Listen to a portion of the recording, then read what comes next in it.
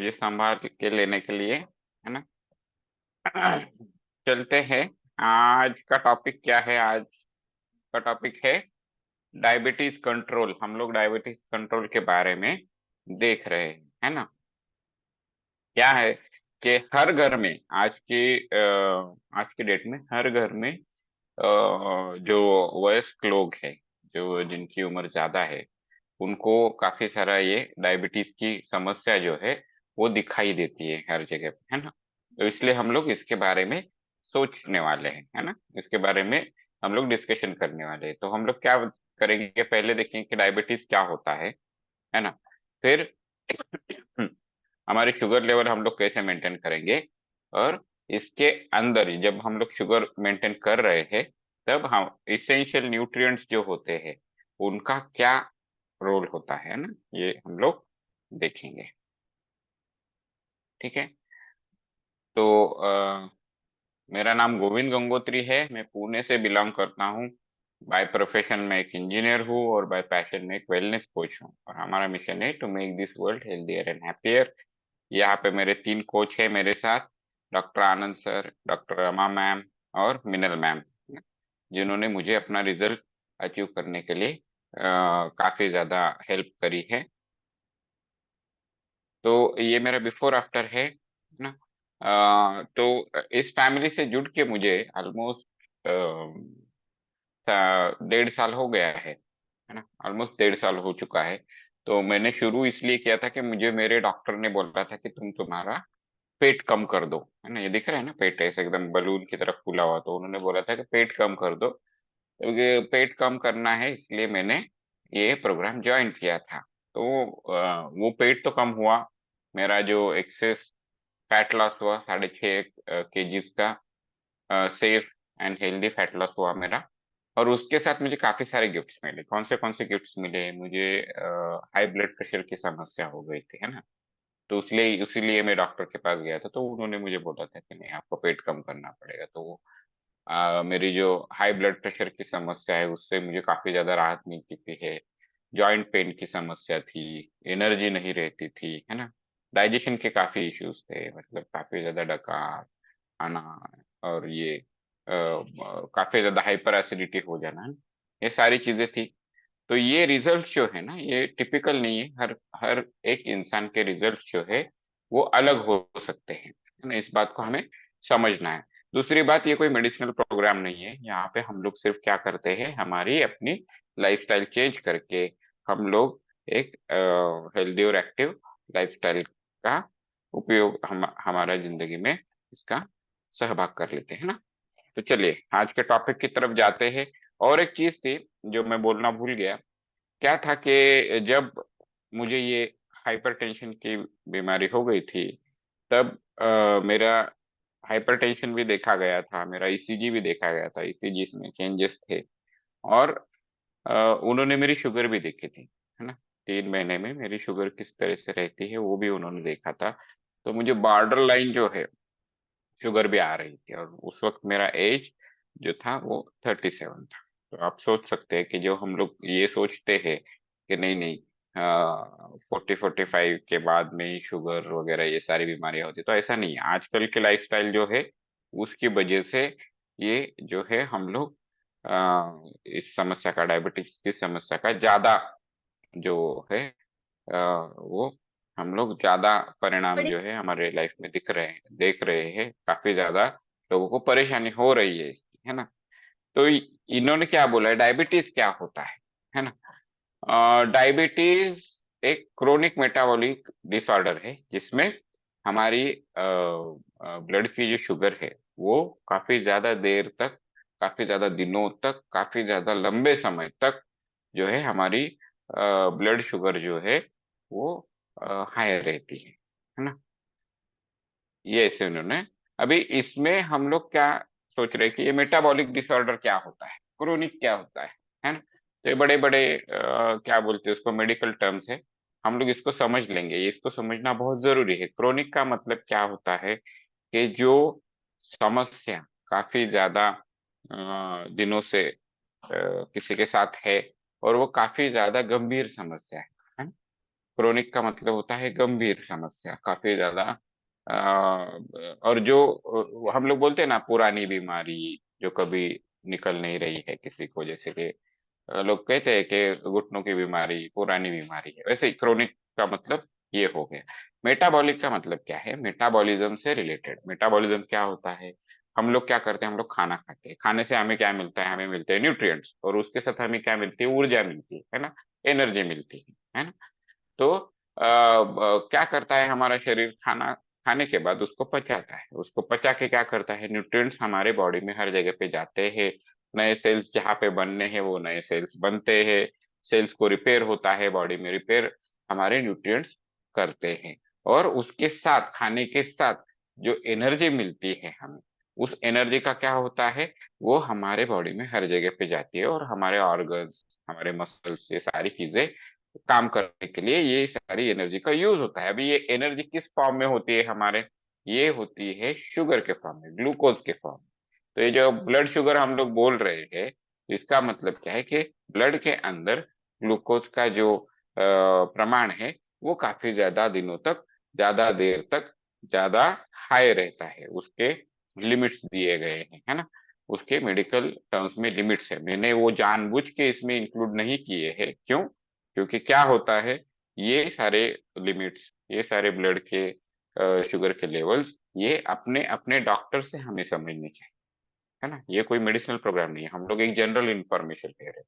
अगर मैं यहाँ पे आपको बोल दूं कि XYZ नंबर से ज्यादा अगर आपकी शुगर है तो आपका डायबिटीज इतना खतरनाक है, उतना, तो वो उसका मतलब नहीं बनता है ना। तो इसलिए स्पेसिफिक नंबर मैंने यहाँ पे मेंशन नहीं किया है। अगर आपको इसको क्यूरियोसिटी है तो आपको अपने डॉक्टर से बात करनी है, या फिर हमारे फैमिली में जितने भी डॉक्टर्स हैं उनसे आप बात कर सकते हो, है ना। तो हमने ये समझ लिया कि क्रोनिक का मतलब क्या होता है। मेटाबॉलिज्म हम लोग समझ रहे थे, है ना। तो ये ऊर्जा किस फॉर्म में होती है? ये होती है ग्लूकोज के फॉर्म में। अभी ये क्या हो जाता है? मेटाबॉलिक डिसऑर्डर बन जाता है, का मतलब क्या है? इसका मतलब ये है कि हमारे शरीर की ये जो पाचन क्रिया है वो काफी स्टेजेस में होती है ना। जैसे हम लोग खाते हैं तब हमारे मुंह में जो सलाइवा है वो मिक्स होके उसका पचन, हमारे मुंह से ही खाने का पचन शुरू हो जाता है। तो मुंह के अंदर कुछ शुगर जो है, जो हमारे टेस्ट बर्ड है, हमारी जो जीभ है, उससे वो थोड़े से एब्सॉर्ब किए जाते हैं, फिर वो नीचे जाते हैं, स्टमक में जाते हैं, और फिर पहले आते में, छोटे आते में जिसको बोलते हैं, उसमें जाते हैं, और फिर बड़े आते में जाते हैं, है ना। तो इस सारे प्रोसेस में ये किस तरीके से ब्रेक डाउन होके कितना शुगर हमारे शरीर के अंदर जाना है ना, और उसको कंट्रोल भी किया जाता है। हमारे ब्लड में जो शुगर है उसकी लेवल को कंट्रोल किया जाता है। जितनी एक्सेस शुगर है उसको फैट में कन्वर्ट करके हमारी बॉडी स्टोर करती है। सब करने के लिए एक जो है हमारे शरीर का एक एंजाइम होता है जिसको बोलते हैं इंसुलिन। अभी एंजाइम क्या चीज होती है? एंजाइम ऐसी चीज होती है जो एक केमिकल हमारा शरीर अपने अंदर पैदा करता है, और वो केमिकल किसी कंट्रोल की तरह काम करता है ना। हम लोग कैसे करते हैं? हम लोग जब गाड़ी चलाते हैं तब हम लोग क्या करते हैं? कभी ब्रेक लगाते हैं, कभी गाड़ी का स्पीड बढ़ाते हैं, है कि नहीं। तो ये क्या करते हैं? हम लोग गाड़ी को कंट्रोल करते हैं। तो वैसे ही ये इंसुलिन एंजाइम जो है वो हमारे शरीर के अंदर जो ब्लड के अंदर जो शुगर है उसको कंट्रोल करता है, कभी बढ़ा देता है, कभी कम कर देता है। और वो ये कैसे करता है? हमारे शरीर की जरूरत के हिसाब से, है ना। तो इसीलिए इसको एंजाइम कहा गया है ना। तो क्या होता है कि ये इंसुलिन जो है ये हमें हेल्प करता है हमारी ब्लड शुगर लेवल को मेंटेन करने में। अभी ये सारा हो गया मेटाबॉलिज्म, है ना। हमने सिर्फ मेटाबॉलिक का एक जो है टर्म समझा। अभी इसमें डिसऑर्डर हो जाता है, मतलब क्या हो जाता है? इसमें खराबी आ जाती है, इस प्रोसेस में खराबी आ जाती है, उसकी वजह से हमारी जो है ब्लड शुगर जो है वो अच्छे से नहीं रह पाती है ना। तो ये क्या हो जाता है कि शरीर में या तो इंसुलिन कम पैदा होता है, या फिर क्या हो जाता है कि जो इंसुलिन पैदा हो रहा है उसको शरीर ढंग से यूज नहीं कर पाता है ना। उसको ढंग से इसका उपयोग नहीं कर पाता है कि नहीं। देखिए हम लोग के कैसे समझ जाते हैं कि टू व्हीलर तो काफी सारे लोग यहाँ पे चलाते होंगे। हम लोग क्या करते हैं? हर 2 या 3 महीने में हमारे टू व्हीलर की सर्विस कराते हैं। क्यों कराते हैं? गाड़ी का धुआं बढ़ जाता है, पेट्रोल ज्यादा पीने लगती है, हमको बार बार पेट्रोल भराना पड़ता है, तब हमको समझ में आता है अरे गाड़ी में कुछ तो खराबी है, उसकी आवाज बदल जाती है। तो हम लोग क्या करते हैं, ले जाके दे देते हैं, और 2-3 घंटे में हमारी टू टू व्हीलर जो है वो सर्विस होके आती है और वो अच्छे से चलने लगती है। वैसे ही, है ना, वैसे ही है कि ये जो है हमारे बॉडी का ब्लड शुगर जो है, ये इंसुलिन का कंट्रोल जो है वो खराब हो जाता है, वो ढंग से यूज नहीं कर पाता है शरीर इंसुलिन को। जैसे वो खराब गाड़ी होती है ना, वो पेट्रोल का अच्छे से यूज कर पाती है क्या? नहीं। वैसे ही इंसुलिन का हमारा शरीर जो है ये ढंग से यूज नहीं कर पाता है। ये इसको टाइप 2 डायबिटीज बोलते हैं, है ना। तो वो भी हम लोग आगे देखेंगे कि इसमें डायबिटीज के प्रकार कौन से हैं, है ना। इंसुलिन क्या है? तो हमने देखा कि insulin is a hormone, it is not enzyme. मेरा गलती हो गई, ये है हार्मोन। इंसुलिन क्या है? हमारा हार्मोन है। और हार्मोन क्या करते हैं? हमारे शरीर की प्रक्रिया को कंट्रोल करते हैं। जैसे हम लोग टू व्हीलर चलाते हैं, तो क्या सोचना है कि ब्लड शुगर कंट्रोल मतलब टू व्हीलर चलाना, और उसको राइडर जो कंट्रोल करता है उसको हार्मोन कहते हैं। तो ये इंसुलिन होता है। ये कहाँ पे होता है? ये पैंक्रियाज नाम की एक ग्रंथि होती है जो हमारे लीवर के नीचे होती है ना। ये देखिए द्राक्षों की तरह दिख रहा है ना, ये किसी अंगूर की तरह। तो वो ये जो है, ये यहाँ पे पैंक्रियाज में ये हार्मोन बनता है, और फिर ये क्या करता है, ये हमारे शरीर में, हमारे ब्लड में सिक्रेट होते रहता है ना।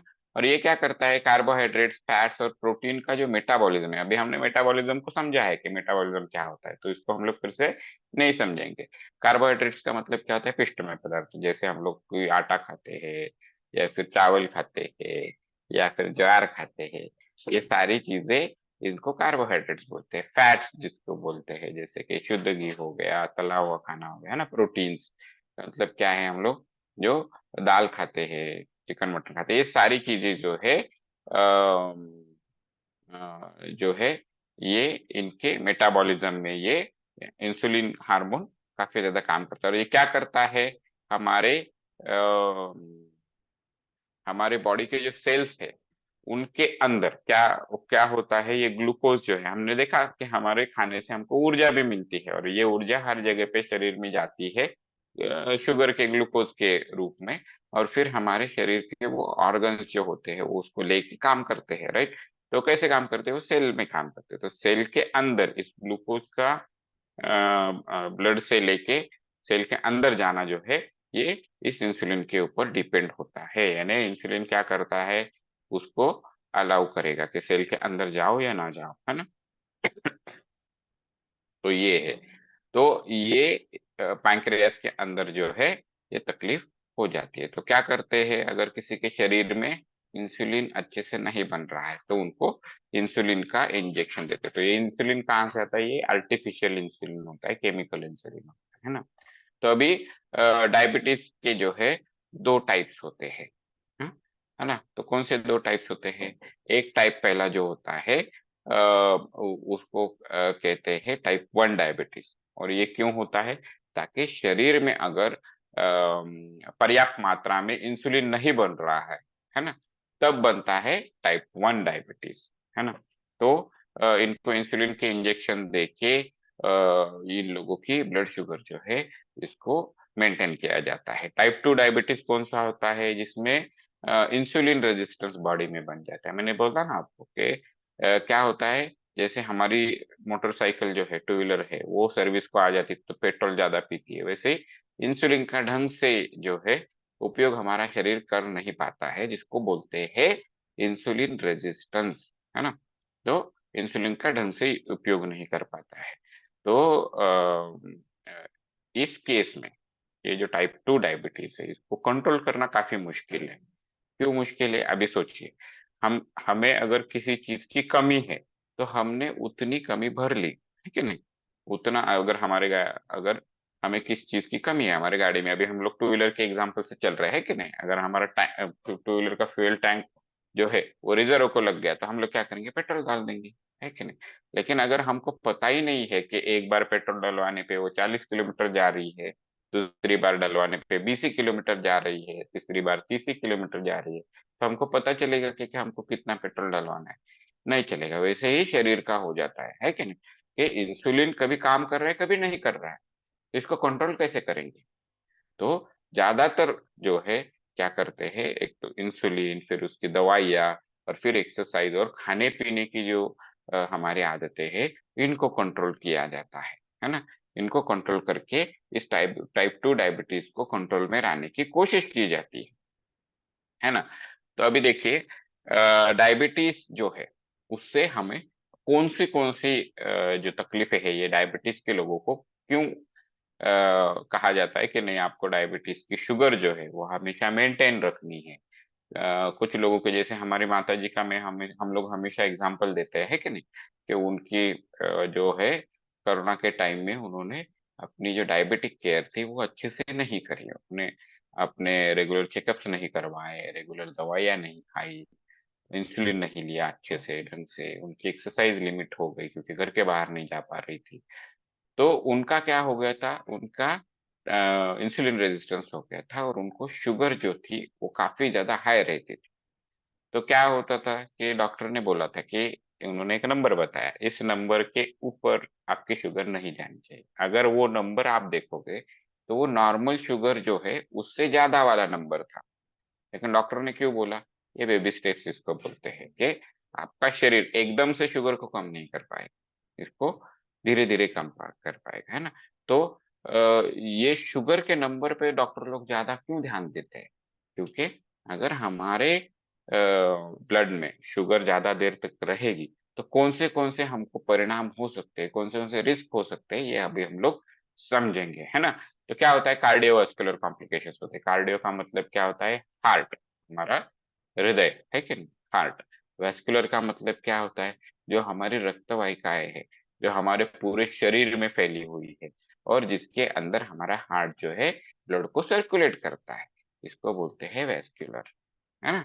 तो कार्डियोवैस्कुलर कॉम्प्लिकेशन मतलब हार्ट और हमारे ब्लड के सर्कुलेशन के जो सिस्टम है उससे रिलेटेड हमें तकलीफें हो सकती है, जैसे कि हार्ट डिसीज हो जाना, स्ट्रोक। स्ट्रोक का मतलब क्या होता है, हमारा जो ब्लड ब्रेन तक जा रहा है वो कहीं पे रुकावट बन जाती है और ब्रेन का पार्ट जो है वो डैमेज हो जाता है ना।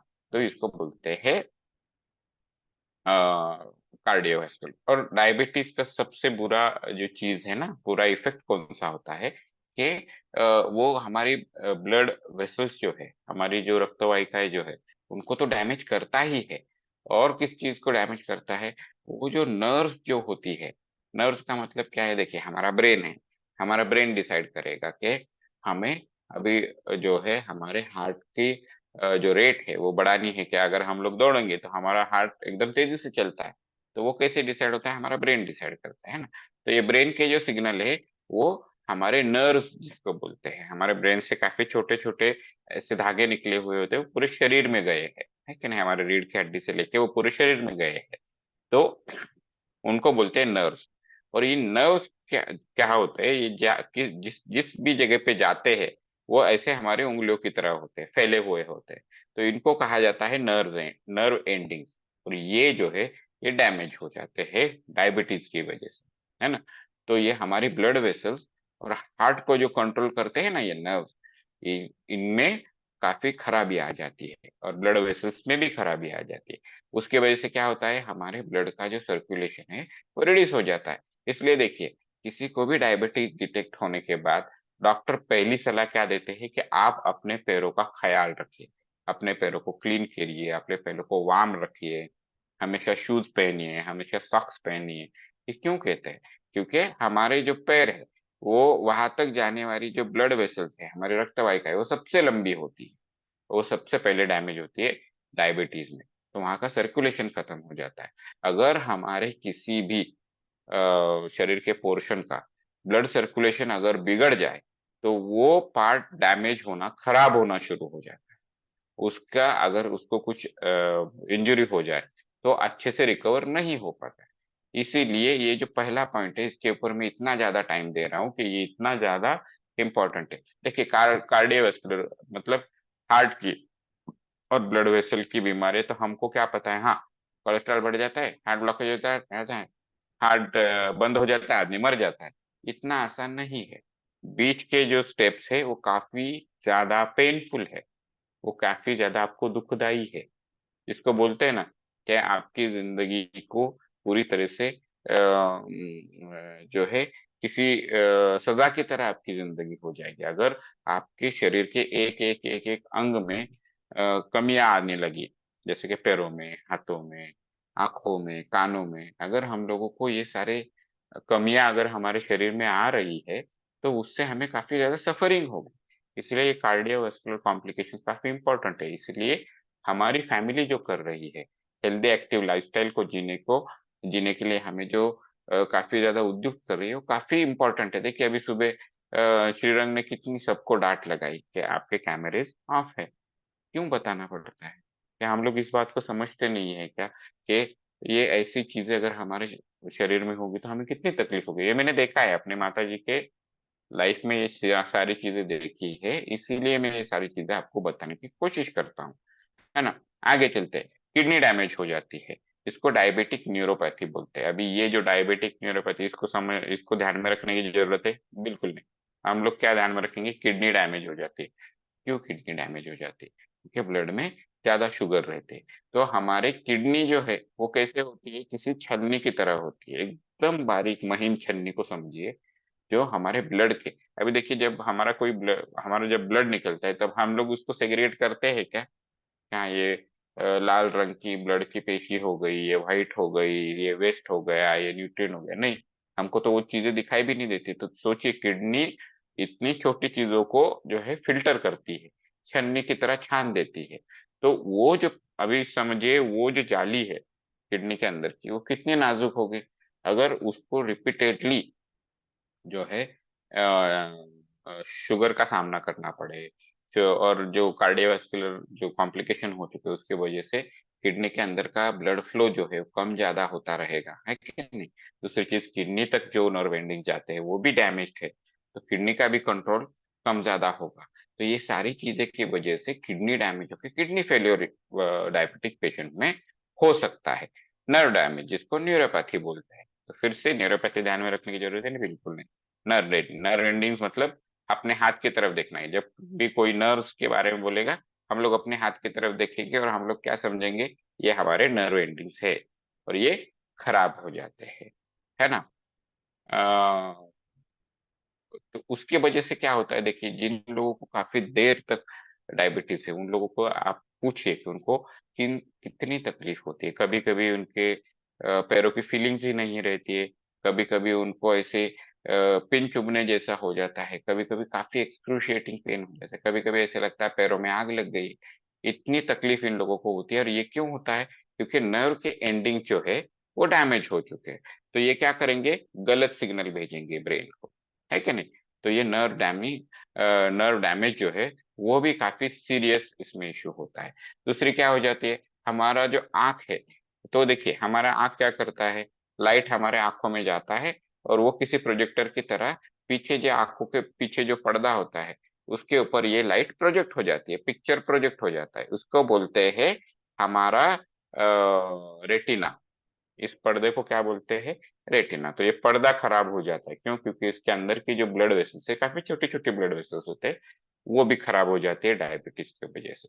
फूट के कॉम्प्लिकेशन, अभी मैंने बताया कि हमारे पैरों तक जाने वाली रक्त वाहिकाएं जो है वो सबसे लंबी होती है, तो उसके वजह से वो सबसे पहले खराब हो जाती है।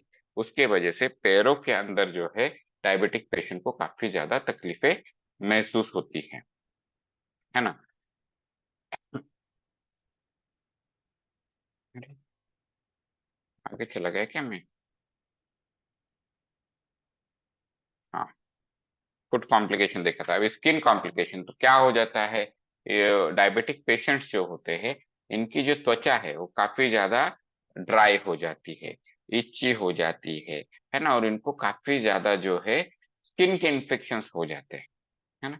तो ये सारी चीजें जो है वो इन लोगों को स्किन के साथ होती है। और दूसरी सबसे इम्पोर्टेंट चीज इन लोगों के साथ क्या हो जाती है? इनको काफी ज्यादा इंक्रीज्ड रिस्क ऑफ इन्फेक्शन रहता है। इनकी इम्यून सिस्टम भी जो है डायबिटीज में, इसको बोलते हैं इम्यून सिस्टम शॉर्ट होम, मतलब इम्यून सिस्टम काम करना कम कर देती है, फिर बंद कर देती है ना। या फिर वो कभी काम करती है तो कभी नहीं करती। ये सारे तीनों भी सिनारियो हो जाते हैं डायबिटिक पेशेंट के साथ, अगर इनकी अच्छे से देखभाल ना की जाए तो, है ना। तो इनको ज्यादा फंगल और बैक्टीरियल इन्फेक्शन होने लगते हैं, है कि नहीं। इनके जो जख्म होते हैं वो काफी स्लो हील होते हैं। क्यों स्लो हील होते हैं? क्योंकि हमने देखा हमारी जो कार्डियोवैस्कुलर मतलब हार्ट की और ब्लड की जो सर्कुलेशन है वो बिगड़ जाती है। अगर ब्लड की सर्कुलेशन बिगड़ेगी तो न्यूट्रिएंट्स हमारे जख्म तक पहुंचेंगे क्या? ढंग से नहीं पहुंचेंगे। तो वो धीरे धीरे हील होते हैं। गम डिसीज मतलब हमारे दांतों के ऊपर जो है ना, जिसको गम बोलते हैं, दांत जिसमें फंसे हुए हैं हमारे, तो वो जो पोर्शन है ये काफी ज्यादा ससेप्टेबल होता है ना। ससेप्टेबल का मतलब क्या है? ये काफी ज्यादा जो है नाजुक पोर्शन होता है, यहाँ पे इन्फेक्शन की जो है काफी ज्यादा संभावना बनी रहती है। इसलिए हमको 2 बार ब्रश करने के लिए बोलते हैं, खाने के बाद कुल्ला करने के लिए बोलते हैं। क्यों बोलते हैं? क्योंकि ये पोर्शन के साथ कुछ गड़बड़ ना हो इसके लिए। तो क्या हो जाता है, वहां तक जाने वाला जो ब्लड फ्लो है वो भी कम हो जाता है और इम्यूनिटी कम हो जाती है, तो वहां पे बार बार इन्फेक्शन हो जाता है। गैस्ट्रो पैरेसिस इन लोगों को हो जाता है। मतलब क्या? गैस्ट्रो का मतलब क्या है? Digestive system. गैस्ट्रो अगर किसी ने बोला तो क्या समझना है? हमारी डाइजेस्टिव सिस्टम। वो कहाँ से शुरू होता है? हमारे मुंह से शुरू होती है, इसोफेगस मतलब हमारी अन्न नलिका होती है, फिर हमारा पेट होता है, फिर हमारी आंतें होती है, और फिर हम हमारा जो है हम लोग जहाँ से ये कर देते हैं, है ना, सुबह सुबह जाके हमारा वेस्ट जहाँ से बाहर निकलता है, तो वो सारा सिस्टम जो है इसको गैस्ट्रो बोलते हैं। ये समझना है हमको। तो क्या हो जाता है, ये सारा सिस्टम कैसे काम करता है? देखिए, हम लोग अगर पानी पियेंगे तो कैसे होता है? वो हमारा इस तरीके से ये मूवमेंट होती रहती है। इन सारे जो हमारे जो गैस्ट्रिक पाथ है, हमारा जो डाइजेस्टिव सिस्टम है, उसके अंदर जो है मूवमेंट होती रहती है। ये मूवमेंट कैसे कंट्रोल होती है? ये होती है नर्व से होती है। और ये नर्व्स के जो एंडिंग है हमने देखा है कि खराब हो जाते हैं, तो इनकी मूवमेंट ढंग से हो पाएगी क्या? हमारी पचन क्रिया का मतलब क्या है? खाना कैसे हमारे डाइजेस्टिव सिस्टम में आगे चलता है? मसल्स इसको पुश करते हैं खाने को आगे आगे आगे। हमारे मुंह में चबाने के बाद गला उसको नीचे पुश करता है, फिर स्टमक में मिक्स होकर स्टमक उसको नीचे पुश करता है, फिर आंतों में वो खाना आगे आगे पुश किया जाता है। कि कौन पुश करता है? स्टमक के मसल्स करते हैं। इन मसल्स को कौन चलाता है? नर्व्स चलाते हैं। और ये नर्व्स जो है ये खराब हो जाते हैं, तो इस वजह से इन लोगों को हमेशा डाइजेशन के जो है इश्यू रहेंगे। इन लोगों को जो है टॉयलेट जाने के लिए वगैरह ये सारी समस्याएं आती है। कॉन्स्टिपेशन हो जाना, जब टॉयलेट नहीं कर पाते, या कभी कभी इनको दस्ते लग जाएंगे, इनको खाना ही पचेगा नहीं। तो आप सोचिए, इतनी सारी तकलीफें डायबिटीज की वजह से होती है। और ये काफी इंपॉर्टेंट है। क्यों है? क्योंकि अगर हमारी डाइजेस्टिव सिस्टम खराब हो गई तो क्या होगा? हम लोग ढंग से जी पाएंगे क्या? बिल्कुल नहीं जी पाएंगे, है ना। कभी कभी क्या हो जाता है, इनकी ब्लड शुगर काफी ज्यादा कम हो जाती है, बहुत कम हो जाती है। तो क्या हो जाता है, इनको बॉडी में एकदम ऐसा शेकिंग हो जाता है, इनको समझ में नहीं आता कि क्या हो रहा है। कभी कभार ये लोग बेहोश भी हो सकते हैं। तो आप अगर कोई भी डायबिटीज की दवाई ले रहे हैं तो ये आपका कर्तव्य है खुद के लिए और अपने फैमिली मेंबर्स के लिए। क्या कर्तव्य है आपका? रेगुलरली आप ब्लड शुगर चेक करेंगे, अपने डॉक्टर से जाके मिलेंगे, उनको बताएंगे कि आप अपनी दवाई या इंसुलिन कैसे ले रहे हैं, और उसको आप अच्छे से ट्रैक करेंगे कि डॉक्टर की सलाह के हिसाब से वो जैसे बोलेंगे, डॉक्टर का जो एडवाइस रहेगा उसके हिसाब से आप ले रहे हो कि नहीं। क्यों? अगर आप वो ढंग से नहीं लेंगे तो हाइपोग्लाइसेमिया हो जाएगा, और वो कंडीशन काफी ज्यादा खतरनाक होती है ना। आगे चलते हैं। अभी हम लोग डायबिटीज के अंदर जिन लोगों को डायबिटीज हुआ है इनकी केयर कैसे कर सकते हैं, ये अभी हम लोग देखेंगे। हमने क्या देखा, डायबिटीज क्या होता है, क्यों होता है, फिर हमने देखा कि उसके वजह से कौन सी समस्या आती है। अभी हम लोग जल्दी से देखेंगे कि कैसे केयर करनी है। तो डायबिटिक पेशेंट के लिए सबसे इंपॉर्टेंट चीज होती है अपनी ब्लड शुगर को ध्यान देना, है ना, ब्लड शुगर के ऊपर ध्यान देना। तो अपने डॉक्टर ने जो बोला है, कि कितने दोनों में आपको ब्लड शुगर चेक है। अभी तो वो मशीन आ गया है, देख रहे हैं ना आप उस पिक्चर में। इस पिक्चर में जो मशीन देख रहे हैं वैसे मशीन आ गए हैं। तो आप जल्दी से अपना ब्लड शुगर को ट्रैक कर सकते हैं। तो ब्लड शुगर को ट्रैक करना है ढंग से, डॉक्टर ने जो बोला है उसके इंस्ट्रक्शन से 2 दिन में, 3 दिन में, 1 हफ्ते में, 2 हफ्ते में, 1 महीने में आपको ब्लड शुगर की लेवल चेक करनी है। हेल्दी डाइट लेना है ना, बैलेंस डाइट लेना है ना, जिसके अंदर प्रोटीन्स रहे, होल ग्रेन्स रहेंगे, फ्रूट्स, वेजिटेबल्स, है ना, और हेल्दी फैट जैसे हमारा ओमेगा 3 हो गया, ये सब लेंगे। तो ये हेल्दी डाइट हमको हमारी फैमिली सिखाती है किस तरह से खाना है, तो मैं इसके ऊपर ज्यादा डिस्कस नहीं करूंगा। कार्बोहाइड्रेट मैनेजमेंट जो है ये काफी काफी ज्यादा इंपॉर्टेंट है। कार्बोहाइड्रेट मैनेजमेंट का मतलब क्या होता है कि आप कितनी शुगर बॉडी में डाल रहे हो, बहुत ज्यादा इंपॉर्टेंट है। देखिए, हमारे MIW के सेशन में हमको क्या सिखाया जाता है, कैलोरीज।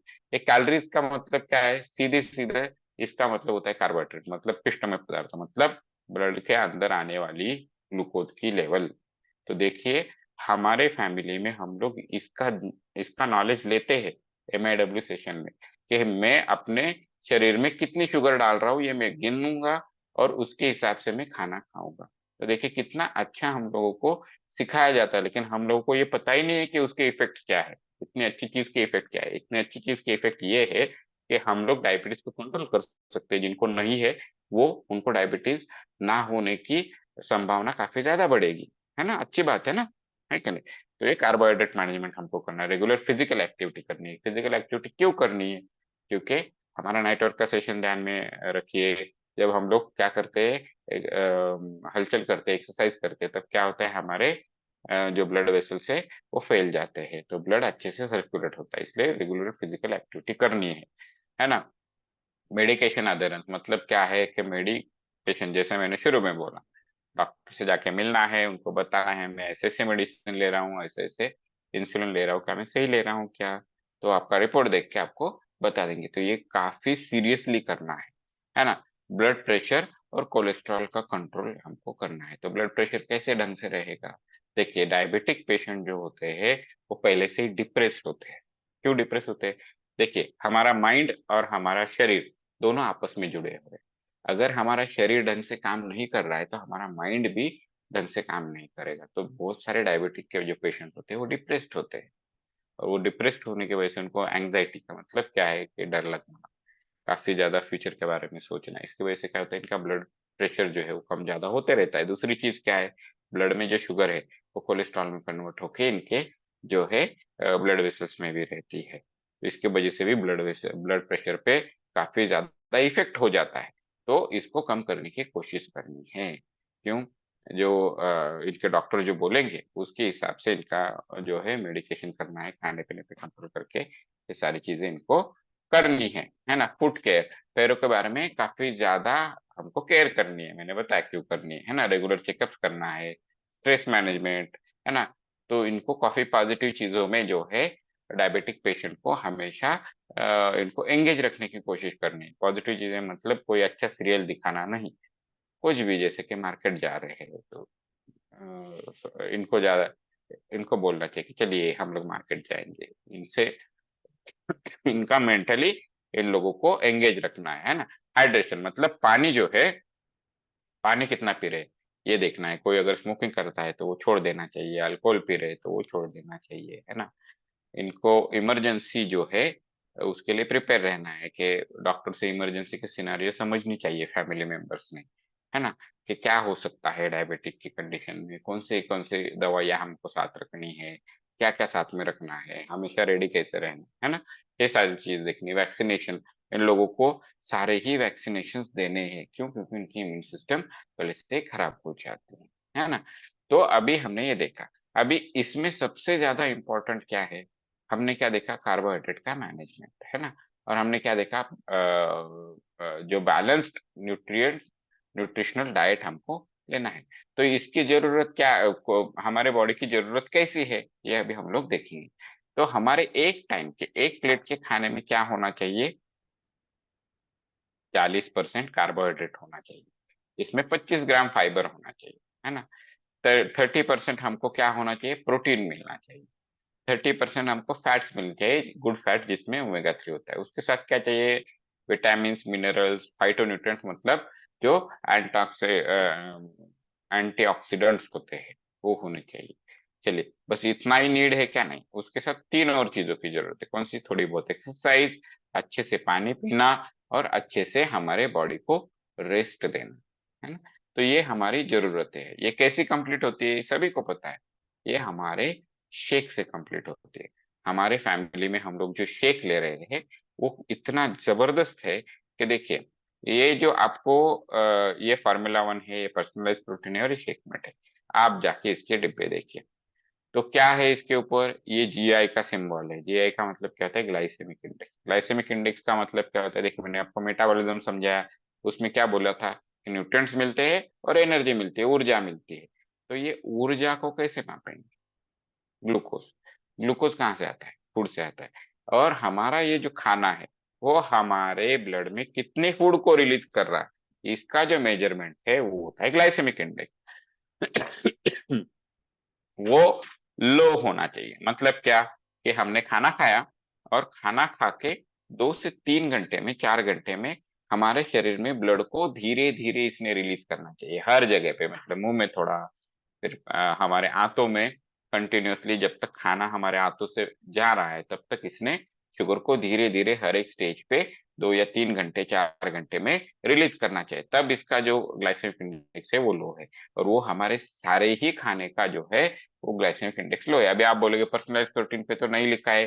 भाई साहब, प्रोटीन कोई ऊर्जा का स्रोत नहीं है। ऊर्जा मिलती है प्रोटीन से, लेकिन काफी कम मिलती है, इसलिए वो ऑलरेडी लो ग्लाइसेमिक इंडेक्स फूड है। ये ऑब्वियस है, इसलिए इसके ऊपर लेबल नहीं है। लेकिन हमारा जो शेकमेट है और फार्मूला 1 है, इसके ऊपर जानबूझ के लेबल लगाया गया है। क्यों?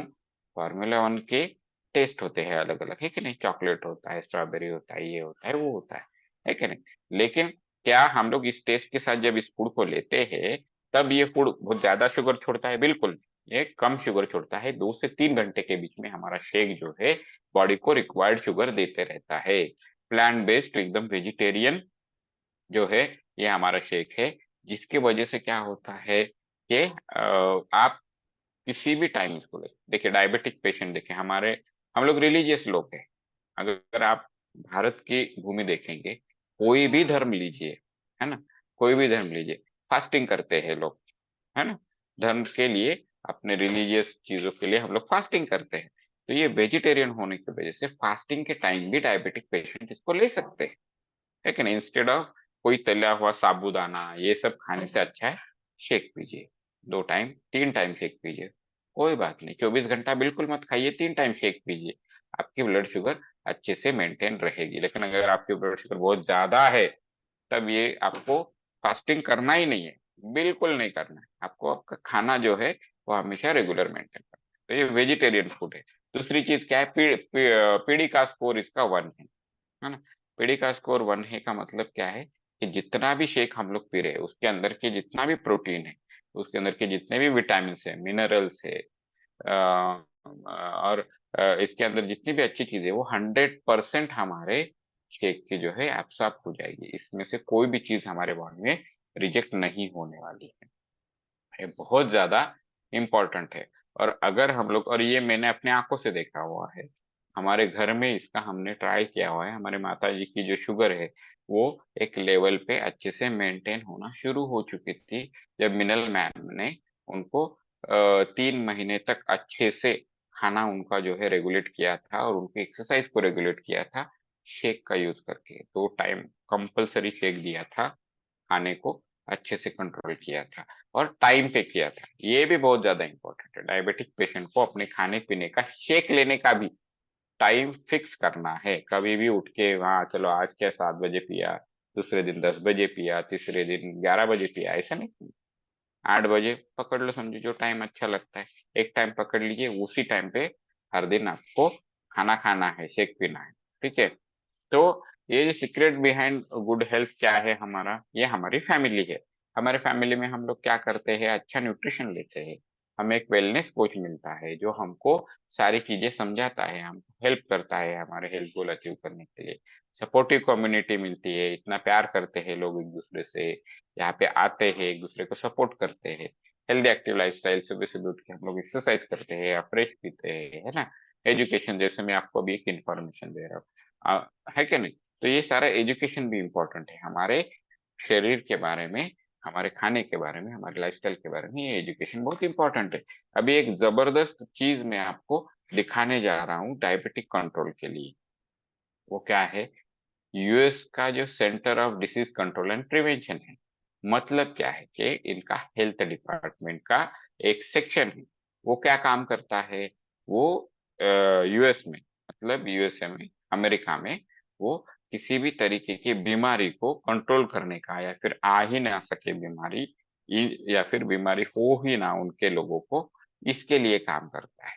तो उन्होंने क्या कहा है कि उन्होंने ये इस चीज को माना है कि हर्बल लाइफ का जो लाइफस्टाइल इंटरवेंशन प्रोग्राम है, मतलब क्या, मतलब ये जो हम लोग डे टू डे करते हैं, रोज कॉल अटेंड करते हैं, एक्सरसाइज करते हैं, अच्छा न्यूट्रिशनल शेक पीते हैं, है कि नहीं, अपने हेल्थ के बारे में एजुकेशन लेते हैं, ये 5 चीजें जो मैंने दिखाई ना, है ना, ये जो 5 चीजें हमने देखी हमारे फैमिली में जो होती है, इसको कहते हैं लाइफस्टाइल इंटरवेंशन प्रोग्राम। हम लोग लाइफस्टाइल चेंज करते हैं, हेल्दी एक्टिव लाइफस्टाइल।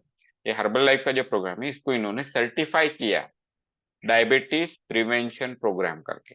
मतलब क्या है कि अगर कोई हमारे हर्बल लाइफ का ये जो प्रोग्राम है, ये हमारे फैमिली से जुड़ता है, तब उनकी जो है डायबिटीज हो ही ना, ये जो शक्यता है, इसकी जो पॉसिबिलिटी है, वो काफी ज्यादा हाई हो जाती है। और आप डायबिटीज को पूरी तरह से अवॉइड कर सकते हो अगर आप ढंग से अपने कोच की बात सुनेंगे, अपने फैमिली के साथ चलेंगे, एक्सरसाइज करेंगे, अच्छा न्यूट्रिशन लेंगे, तब देखिए कितने जबरदस्त ये जो है, ये हमारी लाइफस्टाइल का जो है पावर है।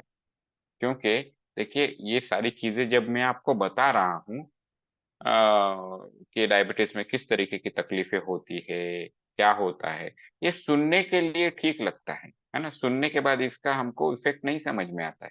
लेकिन आप अगर अपने आजू बाजू में देखेंगे, हम जिन लोगों से प्यार करते हैं, फैमिली मेंबर्स को, हमारे खुद के ब्लड रिलेटिव्स को देखेंगे और उनकी तकलीफों को समझने की कोशिश करेंगे ना, तब आपको पता चलेगा कि कितनी भयानक बीमारी है डायबिटीज, जिसको हम लोग कंट्रोल कर सकते हैं अपने लाइफस्टाइल से, है ना। तो मुझे सुनने के लिए thank you so much, thank you माक्यू सर, जिन्होंने हमें इतना अच्छा लाइफस्टाइल, इतना अच्छा न्यूट्रिशन दिया है। Special thanks to my health basket family, जो मुझे हमेशा प्यार दुलार करते हैं। Thanks to my coaches, doctor Anand sir, doctor Rama ma'am, और Minal ma'am. Thank you so much. Okay, over to you ma'am. Yes, thank you so much Govind sir.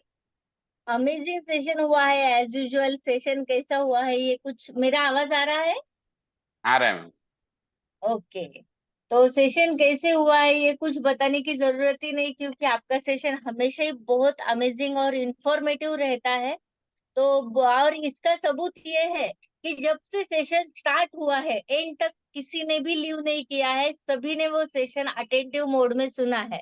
तो आपने ये बारीक बारीक जो पॉइंट्स बताए हैं ना, तो मैंने ये सब लिख के लिए है, बहुत सारे नोट्स भी निकाले हैं मैंने, कि हम डायबिटीज के दौरान कैसे खुद की केयर करें, या फिर कैसे day to day regularly checkup करें, या फिर डॉक्टर के कंसल्ट करके किस तरीके से, क्योंकि क्या है कि बहुत सारे लोग जब हमारा प्रोग्राम शुरू करते हैं चाय और ब्रेकफास्ट, तो उनके उन्हें अच्छा लगना शुरू हो जाता है, और वो रिजल्ट सुनते हैं कि डायबिटीज की गोली कम हुई, बीपी की गोली कम हुई, थायराइड की गोली कम हुई, तो वो खुद होके ही अपनी अपनी गोली कम करते हैं। तो किसी ने भी ऐसा नहीं करना है। डॉक्टर के कंसल्ट से, जैसे कि आपने बताया, तो उसी तरीके से डॉक्टर के कंसल्ट से हमें टैबलेट कम कर देनी है। उसी के साथ जैसे आपने बताया कि हेल्दी डाइट लेना है, और इस कार्बोहाइड्रेट मैनेजमेंट जो कि यहाँ पे सिखाया जाता है, तो ये सभी चीजें ध्यान में रख के अगर हर एक ने की, तो वो खुद का डायबिटीज, या फिर सिर्फ डायबिटीज ही नहीं, कौन सी भी बीमारी से दूर रहना वो सीख सकते हैं। और उसी के साथ जैसे हम रोज वर्कआउट करते हैं, फिजिकल एक्टिविटी, तो उसका भी इम्पोर्टेंस आपने बहुत अच्छी तरीके से बताया है। और जैसे ये पॉइंट भी मुझे एकदम अच्छा लगा कि हमारा माइंड और हमारा बॉडी एक दूसरे से कनेक्ट रहता है ना। तो कनेक्ट रहने, फिर हमारे यहाँ पे ना बहुत बार माइंड डिस्टर्ब होता है। तो हम जब भी, आप ऑब्जर्व कीजिए सभी लोग, कि जब भी हमारा वेट ज्यादा बढ़ जाता है, तो हमारा माइंड डिस्टर्ब हो जाता है, और माइंड डिस्टर्ब होने के बाद फिर और वेट बढ़ता है, ये विशेष साइकिल है ना। तो इसीलिए एक तो स्टार्टिंग में अगर आपको अच्छा ऐसा लग रहा है, तो माइंड के लिए हमारे यहाँ पे जो विटिलाइट का ब्रेन हेल्थ है, तो वो भी आप रेगुलरली अगर लेते हो, क्योंकि मेरे भाभी को इतना अच्छा उसका इफेक्ट है कि बहुत उसे टेंशन था, तनाव था। लेकिन जब से ये लेना शुरू कर दिया है वो एकदम कूल हो गई है, कौन से भी चीज का टेंशन नहीं लेते हैं। उस वजह से उनके हेल्थ पे ये प्रॉब्लम नहीं होता है। तो ये एक बहुत अच्छा ऑप्शन है। और जैसे आपने बताया कि ये लो ग्लाइसेमिक इंडेक्स है, और प्लांट बेस्ड न्यूट्रिशन होने की वजह से इजीली हमारे बॉडी में एब्जॉर्ब हो जाता है ना। मेरे मिस्टर जो है वो केमिस्ट है, तो उनके यहाँ पे ना बहुत सारे एमआर लोग आते हैं।